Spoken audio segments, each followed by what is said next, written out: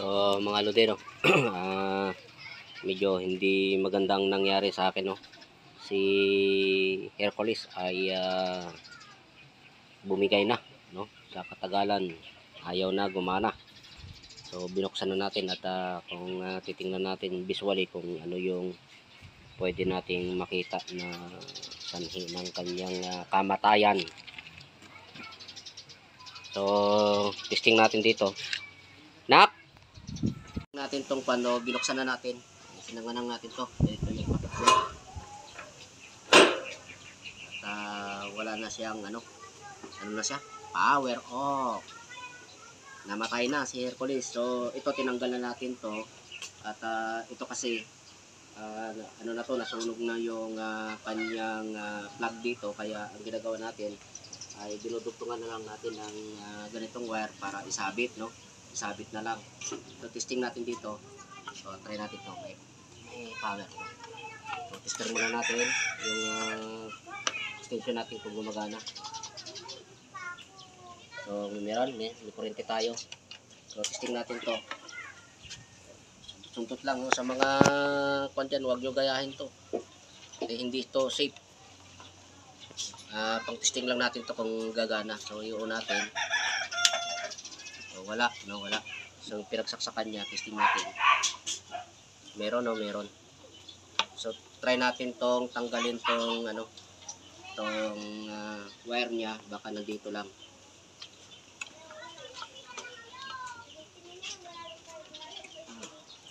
So siya nga pala mga lodi, no, hindi naman ako talaga technician, no. Dunong-dunungan lang ako.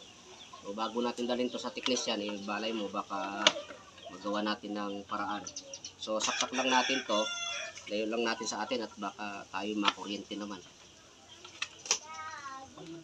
Kasi kuryente pa rin to. Alam natin na wala siyang try natin to. Natin.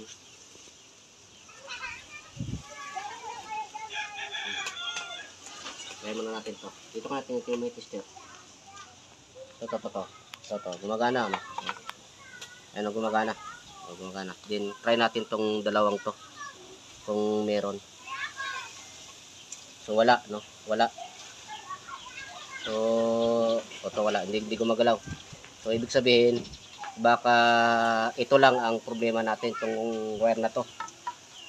So, yun lang ang natin palitan. So, bumili na ako ng ano. Ganda na rin tayo para hindi na maba video. Ito. Royal cord. So ito pala, ang size nito ay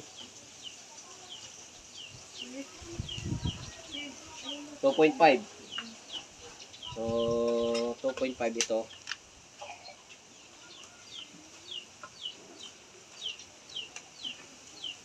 .5 mm. So 2.5 ang ano nito, ang equivalent nito ay number 10 pero manipis lang, no, parang 12 lang yung kwan niya. Ito naman ay number 12, no. Nakalagay dito ay 2.5. So ibig sabihin number 12 to tong laman niya.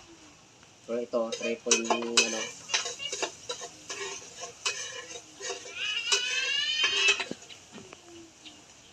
okay, 2.5 din pala to. Parehas lang sila. 2.5. Number 12. So, lagyan natin to ng ano, ng plug. Ay, pan. So, bumili ako ng ito kasi baka ano yun. Baka dito lang ang problema. Ito. So, mukhang sunog na, oh. Or baka dito may putol. So wag na natin pag-aksayan ng panahon to. Total papalitan na rin ng naman. So bumili na ako ng pagpalit natin. So palit natin dito, hindi niinagin. Patay mo na.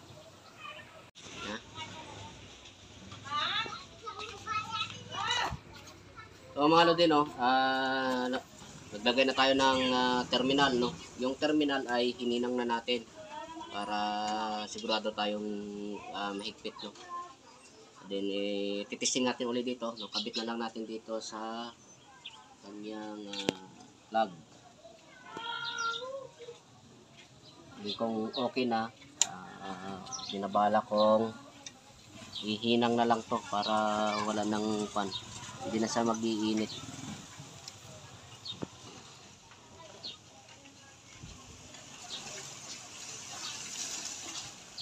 Sana gumana. So the moment of truth, tayo muna natin. Saka tusok natin dito. Okay, then ayun, mga lodi, gumana, may power na siya. Okay, no. So i-secure natin to, then kabit natin yung kanyang cable, then try natin na mag-welding kung totoo nga tong pinagagawa natin.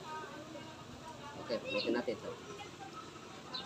So mga lodi, ang salarin ay ito lang. Ito, no, sa katagalan siguro itong wire na to ay nagkaroon na ng putol sa loob. No, sa katagalan na gamit, no, kasi itong welding machine na to ay nasa 4 years. 4 years na ito, no. Maraming court na tong tinapos. Ito, 7 covered court ang natapos nito.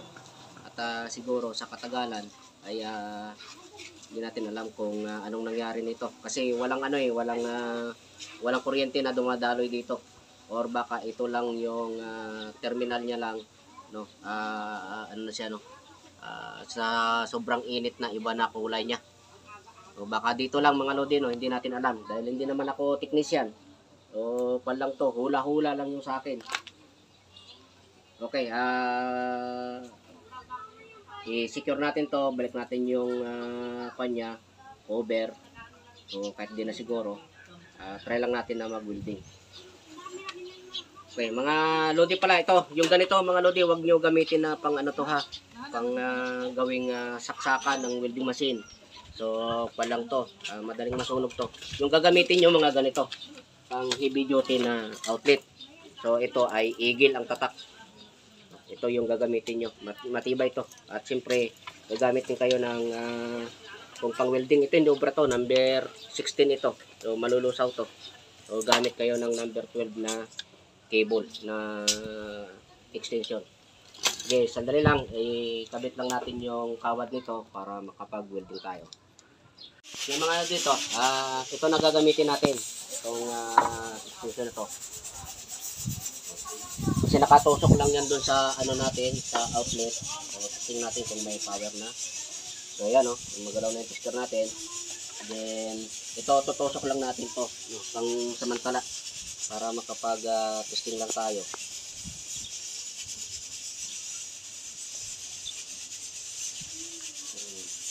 Hindi kayo sanay, huwag niyong gayahin to sa kwan. Posibilidad na mga kuryente pa kayo. Tingnan natin. Wala.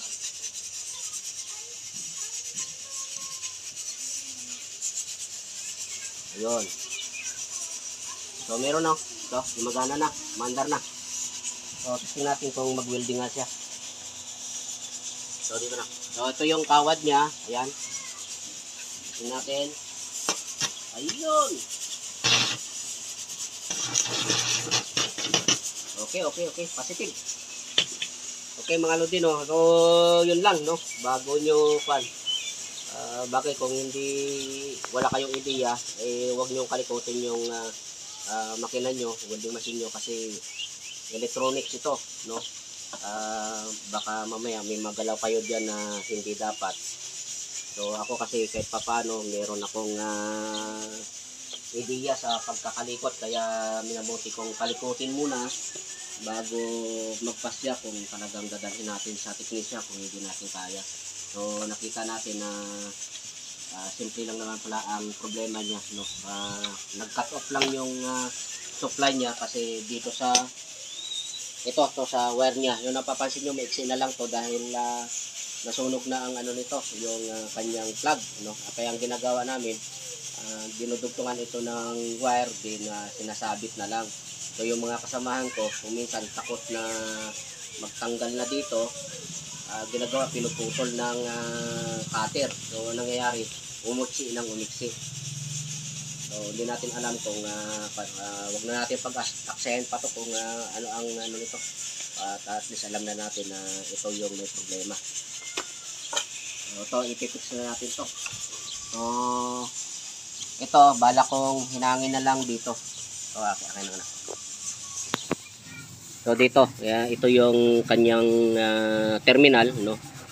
Bala ko na hinangin na lang para just in case hindi na to mag-focus pa ng problema, magluwag. So hindi ko lang alam kung advisable na hinangin, kasi kung kailangan ito hinangin, dapat sa pabrika pa lang ay hininang na ito. So siguro talagang sadyang ganyan ang design niya. O wala na kung hinangin natin o hindi, kung higpitan na lang natin to. Okay mga Rodin, sana nabigyan ko kayo ng ideya, no? Pero wag nyo kalikutin kung ano, wag nyo kalikutin kung wala kayong gamit, no? Kasi napakahalaga ito, tester, no? May tester tayo at para alam natin kung ano ang cause ng sira niya. At siyempre kailangan nyo rin ng ano, just in case kailangan nyo rin ng panghinang. So meron din tayong soldering paste para dumikit yung ating lead para kumapit dun sa hihinangin natin. So kung wala kayong ganitong gamit ay mabuting wag nyo na lang pakialaman at baka makasira pa kayo lalo. So ito, sa sobrang dumi na, lilinisin na lang natin to. Total na buksan na rin naman At siyempre ikuan ko na lang to sa mga makukulit na laging nagtatanong kung ano yung loob nito ni Hercules, no? Ito, ayan. So ayan, ayan ang loob niya, kung gaano karami ang kanyang loob at kung gaano kalalaki yung kanyang kapasitor, no? May kapasitor siya ng 6 na piraso, malalaki. So yung iwan ko kung anong tawag nito sa ibang welding machine, isa lang. So ito meron siyang dalawa dito, meron isa sa loob, sa ilalim, bali 3. So tatlo, no, tatlo yung ano niya. Iwan ko kung ano tawag dito, bahala na kayo. Basta marami siyang ano sa pesa. So sa malit na welding machine, yung mga mumuray, no, pasensya na kayo. Yung mga hindi ganito ka heavy duty na welding machine, yung board nila isa lang, halos ganito lang. O ito lang yung board nila. Pero ito, tingnan nyo naman. Kayo na bahala magsaliksik kung paano yan. Then yung tawag nito. Ito, napakarami. O, kayo na bahala. But at least naipakita ko na sa inyo kung ano ang loob dito. So ayan, So yan ang loob niyan. So, maliit lang siya tingnan pero full pack sa loob. At siyempre, samantalahin ko na yung mga lagi nagtatanong kung anong kable, gaano kahaba ang ginagamit namin na kable. So kable nito, ito ay 30 meters na to, itong kable na to. At ito, meron kaming 40 meters dito. Merong 40 meters, merong 30, 20. And then sa extension, ginagamit namin ito. Number 10, 75 meters yan. At meron tayong number 12 dito, 75 meters din. At meron pa tayong isang number 10, ito, yan, 75 meters din yan. So ganyan yung mga kable na ginagamit natin. Okay mga lodi, sasaraduhan ko na itong welding machine. At sana naman ay may ideya kayo kung malay nyo baka yung sira ng welding machine nyo na ganito ay doon lang pala, napakasimple lang. At pag dinala nyo na sa technician ay siyempre hindi na rin natin alam kung ano ang hatol ng technician sa inyo. So mas maigi kung kayo muna visual ano lang, visual inspection lang kung may nasunog ba o ano, at mainam kung mayroon kayong tester. Okay mga lodi, no? Pa-subscribe na lang mga lodi sa YouTube channel natin at sa Facebook page namin, paki-follow na lang din. So, paki-share na lang itong video na to para marami ang makaalam na posible pala na napakaliit lang ng sira ng welding machine nila. So muli, ito si Hercules ay super heavy duty. So tatakpan na natin to at magpe-prepare na kami ng gamit namin papuntang Bataan. At ito pala din yung isang Hercules natin, no? Tsaka si Prokip.